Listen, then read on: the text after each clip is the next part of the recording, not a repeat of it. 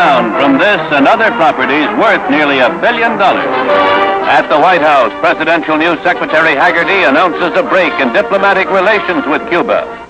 There is a limit to what the United States in self-respect can endure. That limit has now been reached. I am to this day absolutely convinced that we drove Fidel Castro into the arms of the Russian bear because he was frightened that we were going to murder him and destroy his new Cuba, and he was absolutely right. Un buque de carga francés, la Cobra, que acababa de arribar con un cargamento de 76 toneladas de armas, municiones y explosivos para el ejército rebelde, hace explosión en el momento en que un centenar de trabajadores se afanaban en descargarlo. El saldo de víctimas en los momentos en que editamos esta información hace ascender el número de muertos a la cifra de 60, con más de 300 heridos. Fuentes oficiosas señalan que hay motivos más que suficientes para sospechar un acto de sabotaje. The way it would start is maybe an ambassador, maybe a CIA officer, maybe somebody here in Washington, maybe somebody in the White House would suggest that it would be a good idea to help a certain group in another country.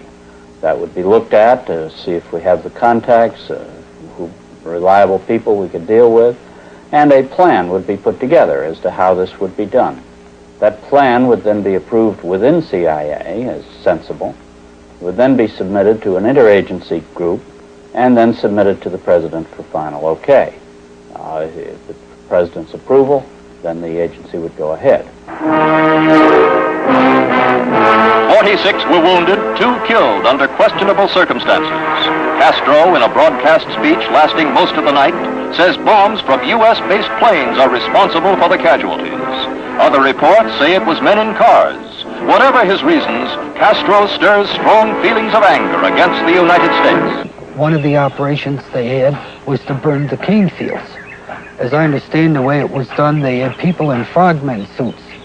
They would take them out to the coast of Cuba, jump into the water with incendiary devices in their frogman outfits, come up on the beach, plant these incendiary devices in the cane fields, and swim back to the boat. They'd take off, and 10, 15 minutes later, the incendiary device would go off, and it'd start a big fire in the cane field. Fidel señala que al sur de la provincia de Pinar del Río, nuestros radares detectaron un barco de cierta dimensión y el movimiento de desembarco de otras embarcaciones más pequeñas. Dirige y controla directamente la Agencia Central de Inteligencia, que es precisamente la que ha venido organizando los ataques y es la que está dirigiendo directamente las filtraciones de hombres, de saboteadores, de armas, de explosivos. Todo el trabajo que realiza la CIA realiza directamente a través de agentes reclutados por ellos.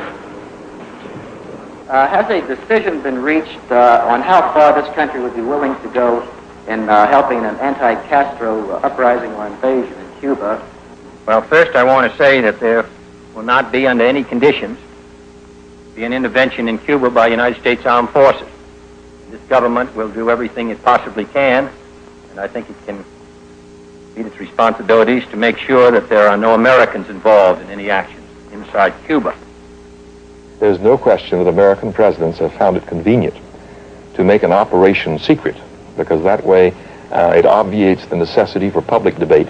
In many cases, it's obviated the necessity for any sort of discussion in the Congress.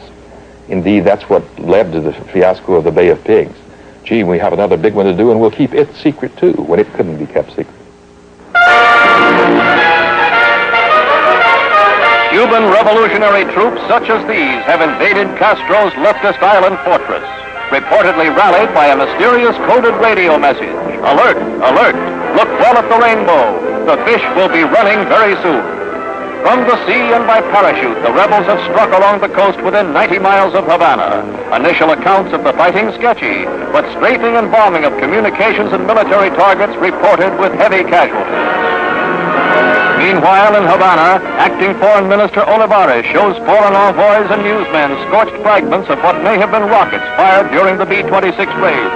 As might be expected, he points an accusing finger at the U.S. The same line is followed at a dramatic meeting of the United Nations General Assembly's Political Committee by Cuban Foreign Minister Raul Roa. Charging his nation has been invaded by what he terms mercenaries from Guatemala and Florida. Guatemala y de la Florida. Quickly, forcefully, the charges are denied by Chief U.S.